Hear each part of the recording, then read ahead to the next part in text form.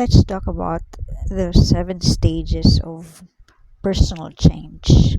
Personal change is an internal journey, it's an internal process using life experiences as your mirror, like a material to be used in the reconstruction of the mind, the reformation of the heart, and renewal of the body. So, this is a transformation of the whole person. As we go through life, probably from an infant to adult life, you get to experience and try to adapt and mold yourself according to what society expects of you. But then there's something in you that keeps on, like a whisper in the form of desire, that draws you back to your real self where you're most happy. There comes a time when you reach the peak of discontent, when you're able to experience achievements based on your goals that's been based on your ego, meaning what society expects, or your ambitions in order to be accepted by society, in order to feel proud about yourself. In the process of going through that maze and then finding you're achieving your supposedly peak of success, you've created karma, good and bad karma, things that you've done, good things that you've done that were not good for you or that were not good for other people. So we have light and shadow.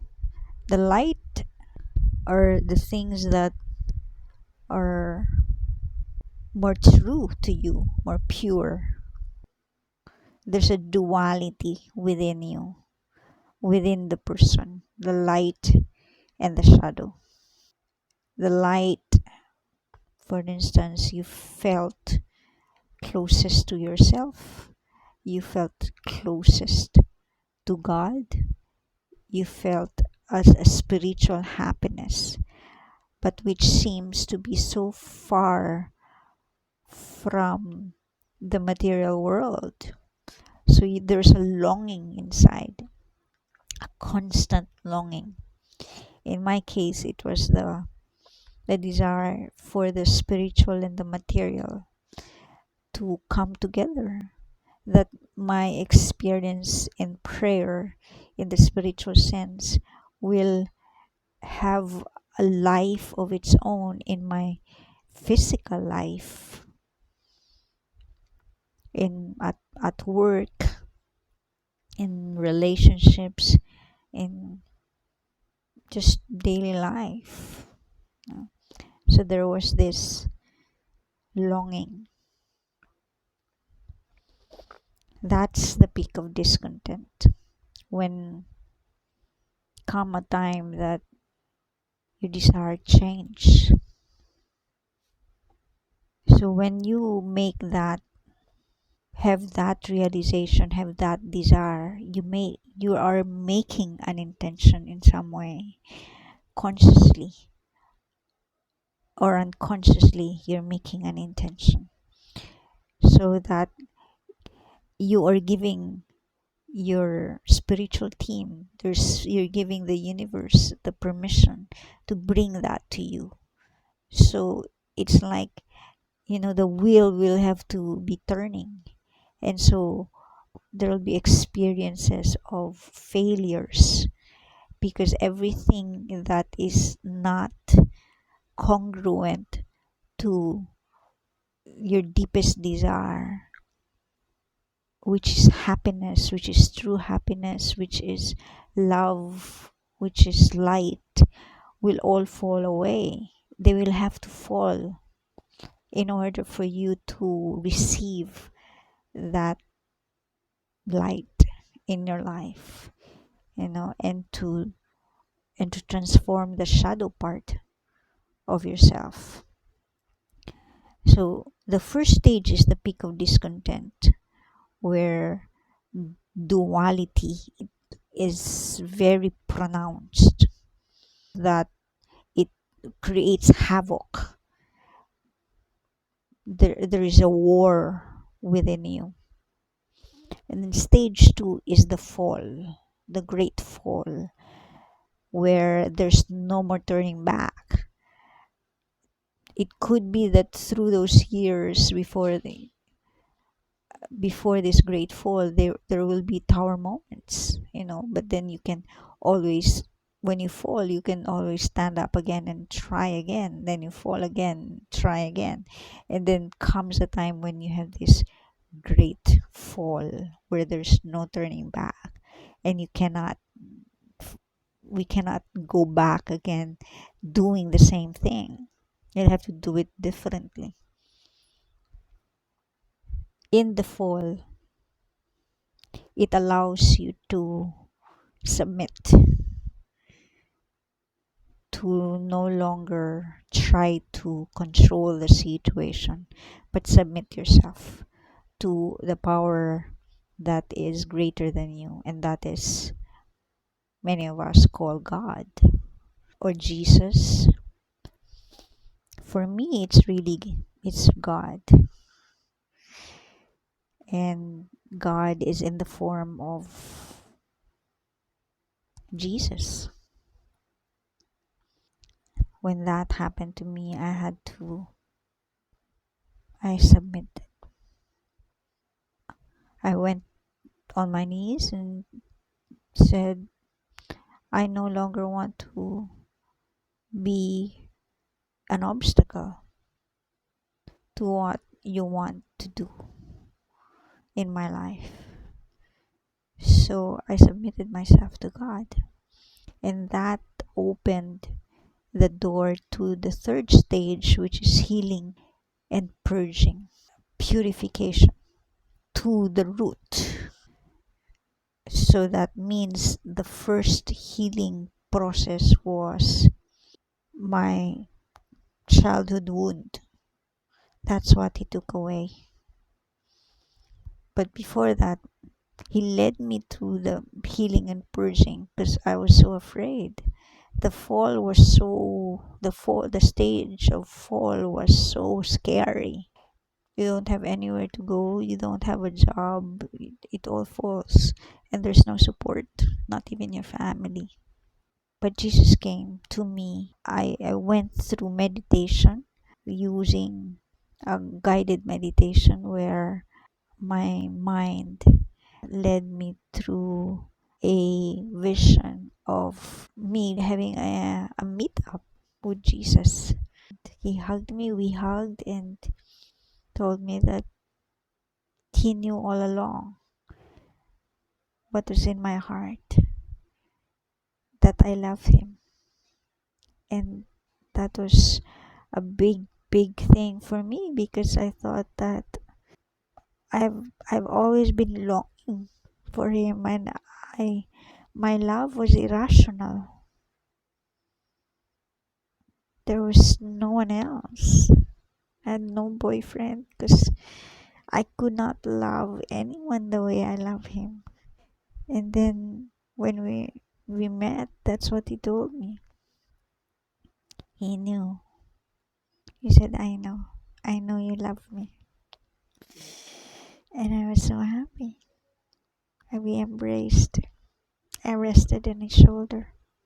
From then on, he became my guide, and I went back to the place where I was so afraid to go back to, and that's where I was able to go through this meditation moment where I was led back to where I experienced a childhood wound. I was able to rescue my child self so that comes back to me in my present and be united with me. Through that process, I was able to forgive and to heal that wound. And from then on, it began the entire process of healing and purging of all other pains, all other wounds accumulated through the years. So, in relationships, in family, at work, everything. The fourth stage is the stage of self love, because in purging, you're like peeling the banana or taking out the shell. All the shackles in your soul are broken and the scraps fall away, so that the soul becomes free.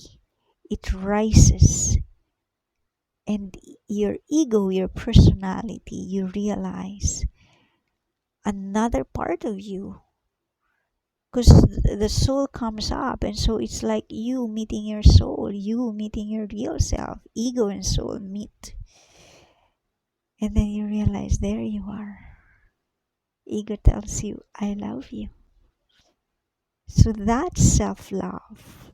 You experience your real love for yourself. Your soul is loving you, and you get to know more about each other.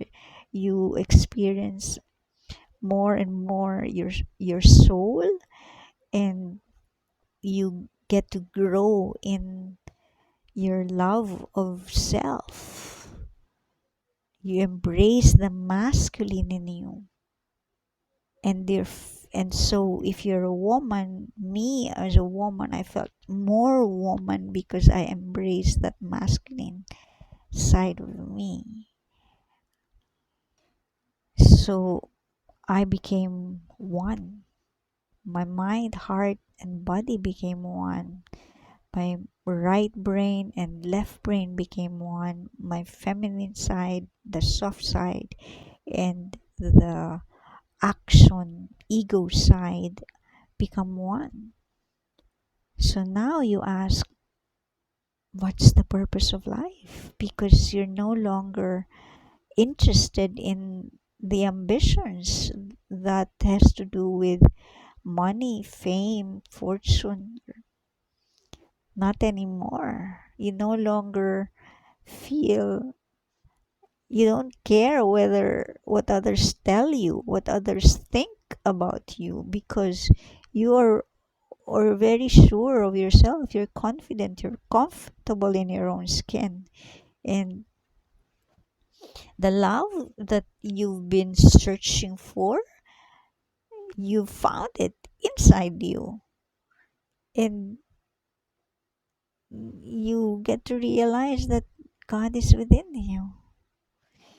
And He's the one who saved you during that time when, during the fall, He was there with you. He was your cushion. He embraced you there, so that even hell is like comfortable darkness. You were secured. You felt loved. So that together you're able to rise up. So life purpose is the stage of remembering why you came here, why your soul is here, why you have the personality that you have. Because the personality is a mirror of the soul. And I realized that I came here to love and to be loved. That's my life purpose. So from there, I had to go through shadow work, so that my all techniques of shadow work, so that my mental program will be changed. I had to train my mind again, so that it operates according to the identity of love, because that's how I see myself. I am love incarnate. So that's life purpose becomes to love and to be loved. And the first that I need to love is myself, because I've learned that in self-love the foundation is has been set, so that self-love can flow to others. Then comes the rebuilding of life in the physical. 1 to 5 is really an internal journey. The 6 is rebuilding, is setting the foundation of love on earth, on physical life. So that's why we're talking about heaven on earth, the rebuilding of heaven on earth. So that permeates the kind of work that you do, the businesses, the kind of businesses are renewed, offices are renewed, the way you treat yourself, your body, your lifestyle, your daily routine, the way you treat others, the way you live your life is changed, so that it becomes a new normal. So that here, heaven and earth are one. The last stage is the emergence of the new you in the world, which is ready to love and to serve. With a new name, you understand yourself to have a new name, which is the name of your soul.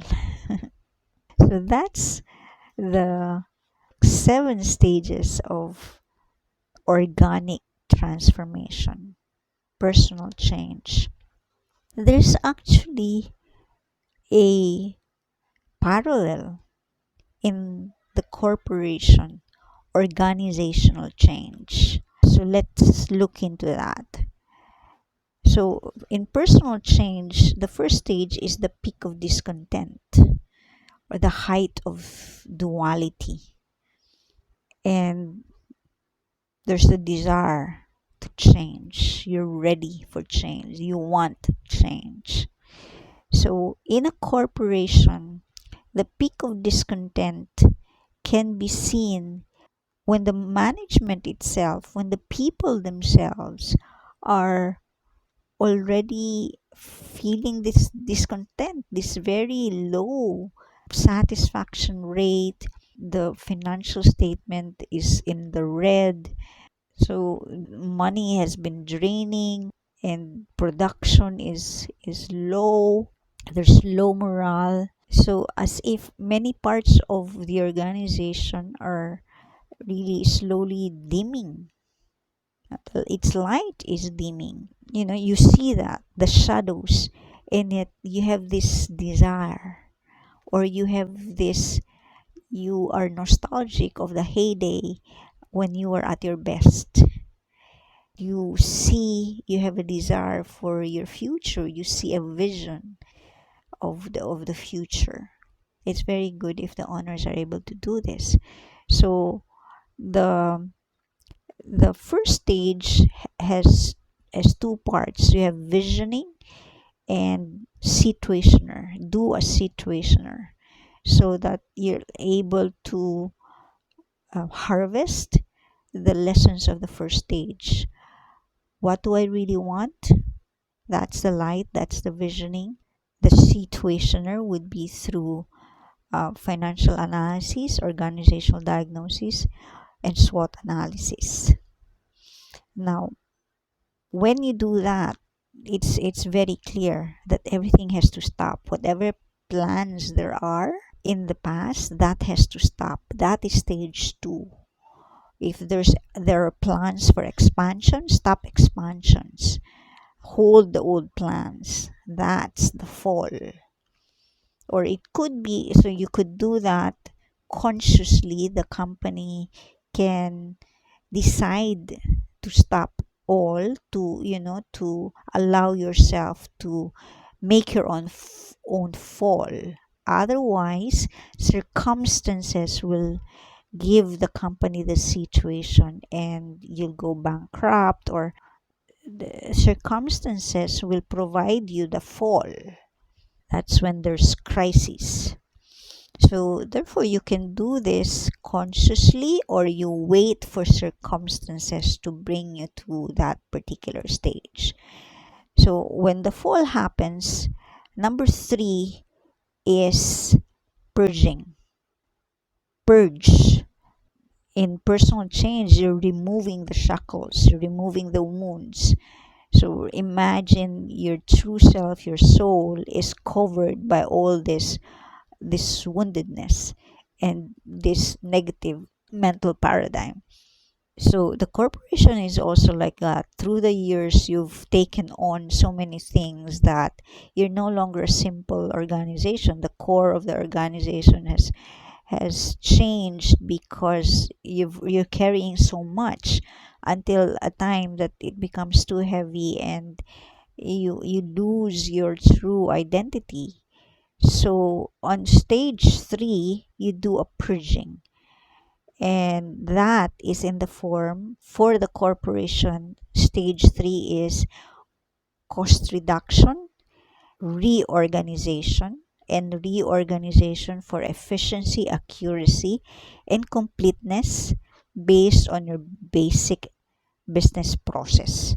That means to simplify, have a structure, have a process, take everything away except that which is basic to acquisition of materials, production, sales, creating revenue for the company. So simplify.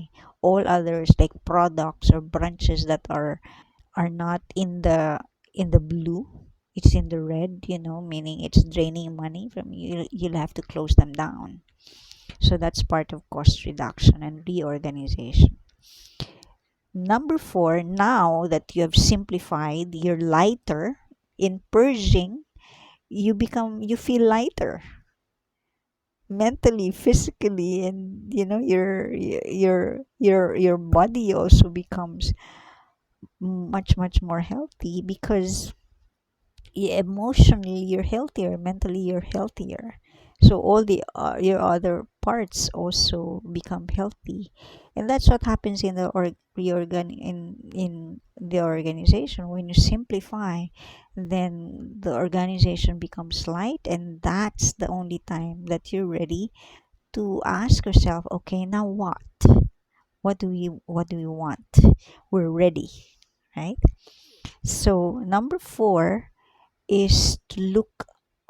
It's self-love. It's when you get to know more and more of your core, your nature. You get to love yourself. You spend time for yourself. So in the company, that's in the form of celebrating the strengths of the company. So highlight the strengths of the company.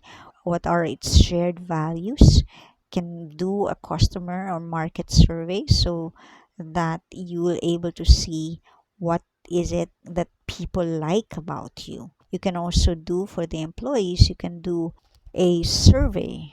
Also, why did they choose the company? What do you like about the company? Why are they staying? By the way, while the corporation is going through the process, we need a process for the employees also, or the individuals, in order to support the process corporation wide. So we'll go to that a little later. So number 4, self-love is the focus on and the celebration of the company, of its strength. Number 5 is life purpose. Now you being sure of having the right perception, identity of the company, your shared values, why people like you you know how it feels to be part of the company. So now you're ready. Okay, now what are we here for? What's our purpose of existence? How do we use all this? So in terms of process, remember, we've already done at the beginning your visioning, right? So number 5 is for top management to formulate the mission, objective, and goals. So you'll have the purpose of existence that becomes clear, the description of success, and a numerical indicator or proof of the success. That is the goal. Then for at operation level or the departments, they come up with strategies based on the goals. So come up with the best way or methods to achieve the goal, and then identify the measure or the key performance indicator and the target. So in terms of numbers. So here your stage 5 is you're setting up a plan for the company. Number 6 is program development. This is already the application of the strategies, and in order for you to meet your KPI targets. Number 6 is also implementation. You evaluate, you celebrate, and you improve. So that's the rebuilding of the vision of your ideal organization of heaven on earth. Number 7 is the emergence. It's only then that new company comes out into the world. So this becomes organic. You don't need to use marketing to tell the world, this is us, without really preparing the foundation for what you're saying. No? So the marketing becomes a lie. But here, it becomes organic. Because number 7, you don't hide and light the lamp, right? That's lighted. You put it on the table. So naturally, the company will emerge with a new culture, the new operation style. So you integrate yourself into the world, and it becomes a natural acceptance of people. People will talk about you. Your customers will be the ones who will market your company. So these are the 7 stages of organizational transformation or organizational development. Now, as the company goes through these 7 stages, the employees need to go through the 7 stages also in order to support and be in alignment. And so that the company can actually evolve, because if the employees will not participate, the company will not be able to evolve through the stages.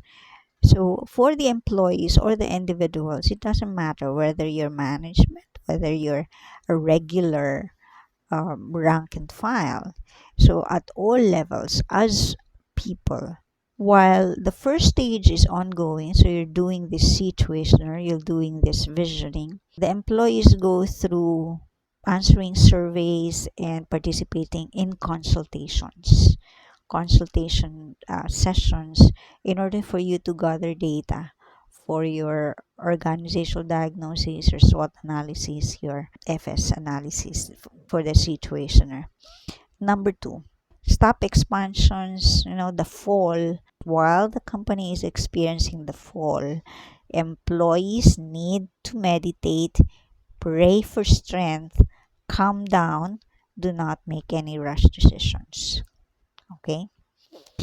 Number 3, that's when you're simplifying, when you're purging, the employees need to let go. Because you're purging. We're doing cost reduction, we're doing reorganization. So wherever they are, if they need to be changed, they need to allow themselves to go with the tide. Let go. Try not to control or fight. Buckle up, and so that you can go follow the flow. Separate the wheat from the weed, meaning process your emotions so that you can get inspiration. This is the time to submit yourself to the change, participate in the change. Now, number four, once the company is able to simplify, then the company goes through self love, celebration of strengths. The employees go through their own daily affirmations of themselves and what do they like about the company, why are they choosing to stay. The number five, which is life purpose, you're doing the planning. The individuals review their purpose of working there. How do you want to feel while at work and in various areas of their life and their work? Number six, when the company is doing program development, the daily implementation, evaluation, celebrating, and improvement, the employees themselves need to study so that they can come up with programs, reflect so that they can conceptualize from inspiration. Do not try to just use your mind and analysis. No, that's no longer enough. We've done that so many years, and that's not enough. We need to go beyond the reason and go into imagination, creativity, and inspiration. So we come up with proposals, you submit that, you implement, you celebrate, evaluate, and improve. Number seven, it's the emergence stage. So for the employees, you're doing the integration. For the companies, it could be in terms of policies. Come up with policies already because you've seen that you turn the experience into a policy so that it will become a practice for a long time for the future so that people will be guided but by how it should be done. So for the employees, you experience work in a new normal and you are able to integrate, you're able to process the experience and make it part of you. So those are the seven stages for personal change, organizational change, and the employee's process within an organization while it's going through the organizational transformation.